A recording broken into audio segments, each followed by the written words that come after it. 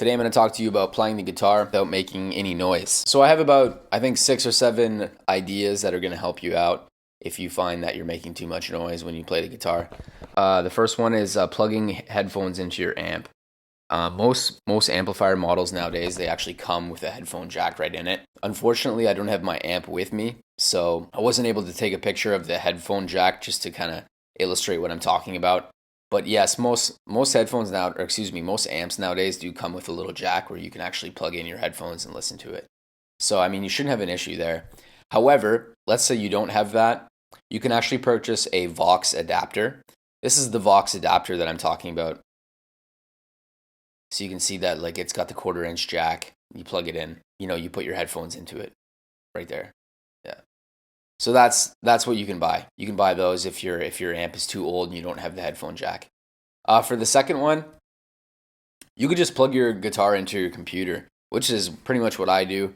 I plug my ESP or my PRS into my Focusrite interface right here, the Sapphire 6 USB, which goes into the laptop, and then I use GarageBand. That's a good way to do it. And then obviously you use your headphones, or you can just use your laptop speakers if you want to. That'll work as well. Another thing that I always do is I play unplugged. Like I play unplugged probably 80% of the time. I don't know. I just like it. I just like the way the strings sound. I think they sound cool. And yeah, that I find that it doesn't really inhibit my playing at all. There is a downside to playing unplugged, and that's that you're not aware of the dynamics of your playing. So for instance, if you fret too hard, or maybe you're playing in such a way where there's a lot of extraneous string noise getting through, you're not going to be able to hear that as pronounced as if you had your guitar plugged in. Yeah, you're not going to be able to hear it as much. So for that reason, I mean, it's not perfect, but it's definitely going to get rid of some of that noise for you. Another thing that you can do is you can actually purchase a silent guitar. These things are pretty cool. It's essentially an acoustic guitar, but it has no body. So you can see that there's no body on this thing. And what that does is that because there's no body, it doesn't have an inbuilt amplifier, because that's essentially what the acoustic guitar is. It has a big wooden body, and that's kind of increasing the resonance of the instrument, making it much louder. So this thing, it doesn't have that, so it'll be extremely quiet when you play it. However, if you wanted to plug it in, then you can make it super loud. I mean, you can check out YouTube videos on how this thing sounds. I think they're super cool, and people complain about the price. They say, "Oh, it's $600." It's like, I don't know, man. That seems like a solid price for an instrument to me. Like $600 for this dope thing.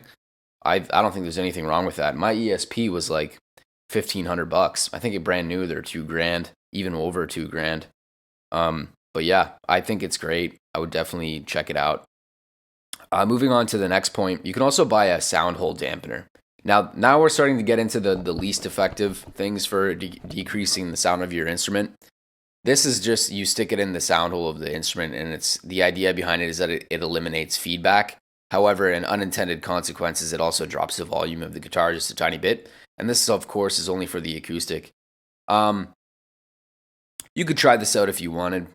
It's gonna drop your volume maybe by a couple dB or something, but it's not going to be as effective as just straight up using headphones or using a silent guitar, for instance. And now we're going to talk about using your fingers instead of a pick. Now, this is you'll notice as we're getting further down in the list, they're getting least efficient and least effective. But these are things that still can make a difference. So when you play your guitar with your fingers, you can really get rid of that percussive quality to your playing. And you can really decrease the percussive quality of your playing, and you can get it to be quite quiet. You can do the same thing with the pick though as well. It's just you have to be a little more gentle in terms of how you're hitting the strings. But for the most part, using your fingers, it's definitely going to decrease the volume. That's for sure. And the final one is use soundproofing mats.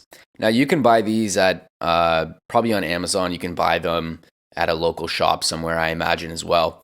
Now these are pretty hardcore. I've been, if you've ever been in a recording studio where they have these soundproofing mats set up and they're all over the walls, it actually thwarts the noise almost completely. And the thing about them is that you can buy them so they're maybe like 3 or 4 inches thick sometimes. in that case, and they're layered all over the wall, it does a surprisingly awesome job at soundproofing a room.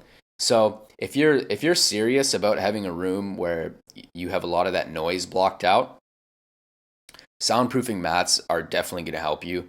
In fact, when I purchase an apartment someday, I'll probably have a room dedicated solely to playing the guitar and like recording and doing all kinds of cool stuff. And I will have soundproofing mats on the ground, on the floors, on the ceiling. Like the whole thing it'll be soundproof like crazy. And these work for the drums as well, especially with the hi-hats. And for the floor, you would have to have a much thicker mat because the kick drum is, those low frequencies can really travel through the other floors. But yeah, soundproofing mats are dope. Another thing that you can do if you don't want to buy the soundproofing mats is you can use egg cartons. That's like a really common one that people will recommend to you. This is one of those half measures though. This is one of like these half stepping tactics that, it's gonna help you out, but it's not gonna be as effective as the real thing, So what's some other ones? A lot of people like to mention putting a t-shirt in the sound hole of your guitar. I thought I'd throw that in there. Some people do that. I think that's, all right, you can put a t-shirt in your guitar, I guess. It's not going to do that much, but give it a shot. Other people say purchasing lighter gauge strings. I guess it could decrease your volume by a little bit, but it's not going to do that much. You can also buy a mini amp, and these are like the lunchbox amps that you've heard of. Jack Black uses it in School of Rock, so you can see how small these little things are. This is an actual lunchbox. This is the amp. So you can buy these tiny little amps that you like plug onto your belt. They're kind of cool. You can also use an amp stand. So an amp stand is it's self-explanatory really. You put your amp on it, right? And what it's gonna do is it's just gonna thwart some of those bass frequencies, like from reverberating down to the floor below you. So that's it for this video. I hope I gave you some ideas of what you can do.